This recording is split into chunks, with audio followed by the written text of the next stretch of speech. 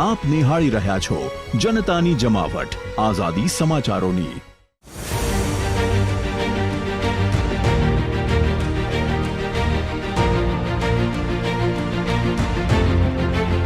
ઘાટલોડિયા police સ્ટેશનના PI અને staff ઉપર લાગ્યા ગંભીર આક્ષેપ। રૂપિયા આપો તો ફરિયાદ લઈશું, મહિલાનો આરોપ।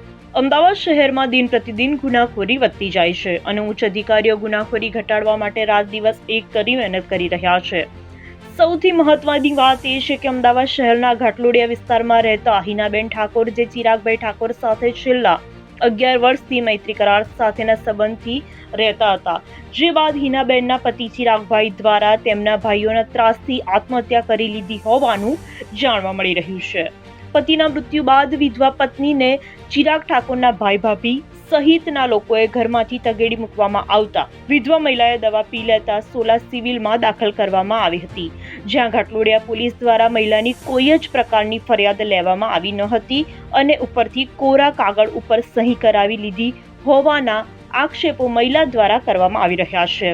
4 દિવસ બાદ મહિલાને સોલા સિવિલમાંથી રજા આપ્યા બાદ મહિલા ઘાટલોડિયા પોલીસ સ્ટેશન પહોંચ્યા હતા, જ્યાં હાજર પોલીસ કર્મી દ્વારા મહિલાને ગાળો ભાંડી અને જણાવેલું હતું કે અમોને સામેવાળી વ્યક્તિએ રૂપિયા 10 લાખ આપ્યા છે અને તારી જોડે રૂપિયા હોય તો લઈ આવ તો અમે ફરિયાદ લઈશું।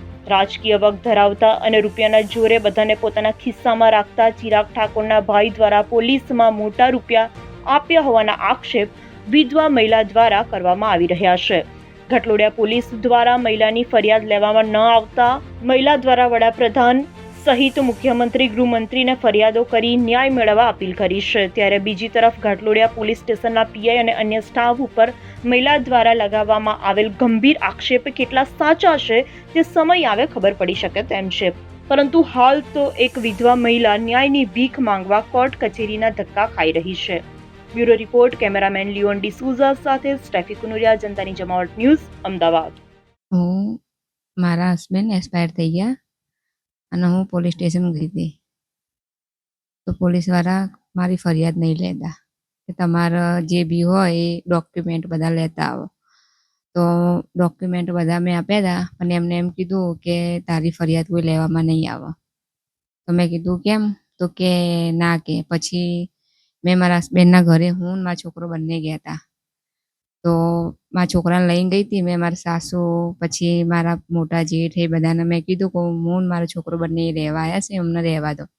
તો એમને બધાએ ભેગા થઈને મને એમ કીધું કે તું જતી રહી હતી એમ। તો મેં કીધું હું અહીંથી નહીં જાઉં, હું જઈશ ને તો મારી લાશ જશે। તો એ બધાએ ભેગા થઈને મને બહુ મારી અને મને ધક્કા મારીને બહાર કાઢી મૂકી। પછી તો મેં એમના 2 હાથ જોડ્યા, મેં કીધું મને મારા છોકરા બંનેને અહીંયા રાખો, તો એમને મને ના પાડી। પછી એમના ઘરેથી કંઈક વ્હાઇટ કલરની બોટલ લાવ્યા હતા અને મને કે તું પીન મરી જા, કે જેમ કે અમારો છોકરો ગયો હોય ને એમ તું એ જતી રહે તારા ઘરવાળા જોડે મરી જાય એમ। તો મારી જોડે કોઈ આધાર હતો નહીં, એટલે મેં દવા પી લીધી। પછી મને સોલા સિવિલમાં એડમિટ કરી, ત્યાં બધા પોલીસવાળા 2 પોલીસવાળા આવ્યા હતા, એમાં એક રાઠોડ સાહેબ કરીને હતું, તો એ 2-3 કોરા કાગળ લાવ્યા હતા અને એમને મને એમ કીધું કે અહીંયા તું સહી કરી દે। મારી જોડે જે બનાવ બને તો એવું એમને કહેતી હતી કે તારી રીતના લખવામાં નહીં આવે, જેમ અમે કહીશું એમ જ અમે લખીશું કે। તો મેં કીધું મારી જોડે જે બનાવ બન્યો એ રીતના તમે લખો, તો એમને મને ના પાડી, મને કે ના, કે પછી મેં કીધું, મને એમને પૂછ્યું તમે ક્યાં રહેતા હતા? મેં કીધું હું મારા હસબન્ડ બંને ફાર્મ હાઉસ ઉપર રહેતા હતા કેલિયાવાસના। તો એમને મારા ઘરનું એડ્રેસ લખી દીધું। પછી 4 દિવસ સુધી હું સોલા સિવિલમાં રહી, પણ પોલીસે કોઈ એક્શન લીધું નહીં મારું। પછી રજા લઈને હું ડાયરેક્ટ ત્યાં ગઈ ઘાટલોડિયા પોલીસ સ્ટેશન। તો હું ત્યાં પોલીસવાળાને મળી, તો મને એમને એમ કીધું કે તમે 2-3 કલાક બેસી રહો, કોઈ સાહેબ આવ્યા નથી। પછી મને 2 કલાક પછી એમને બેસાડી, મને કે આવો, કે મેં કીધું શું કર્યું મારી ફરિયાદનું? તો કે તારી જોડે પૈસા હોય તો તું આવજે, બાકી તારી ફરિયાદ લેવામાં આવશે નહીં। મેં કીધું કેમ? તો કે ના, મેં કીધું મારી જોડે જે બનાવ બન્યો હોય એ હું રીતના લખીશ। તો એ સાહેબે એમ કીધું કે તું તારી રીતના તારે લખવું હોય તો કે તને અમે નહીં એ કરીએ, કે પૈસા લેતી આય તો તારું કામ થશે।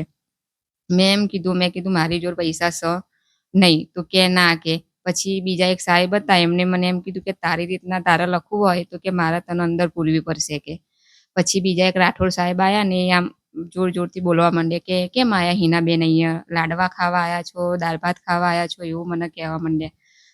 તારી જોડે પૈસા હોય તો લઈને આવજે। પછી હું સાહેબ, મોટા સાહેબને મળી, તો એમને મને એમ કીધું કે ના, કે મને સામેવાળાએ પૈસા આપ્યા 10 લાખ રૂપિયા, તારી જોડે પૈસા હોય તો તું આવજે, બાકી તારી ફરિયાદ લેવામાં આવશે નહીં. પછી હું નિરાશ થઈને ઘરે આવી. હું એટલું જ કહેવા માંગુ છું કે મને મારા હસબન્ડનો, મને ને મારા છોકરાને ન્યાય મળે. 11 વર્ષથી રહેતી હતી મૈત્રી કરારથી ફાર્મ હાઉસ ઉપર. આપ નિહાળી રહ્યા છો જનતાની જમાવટ આઝાદી સમાચારોની.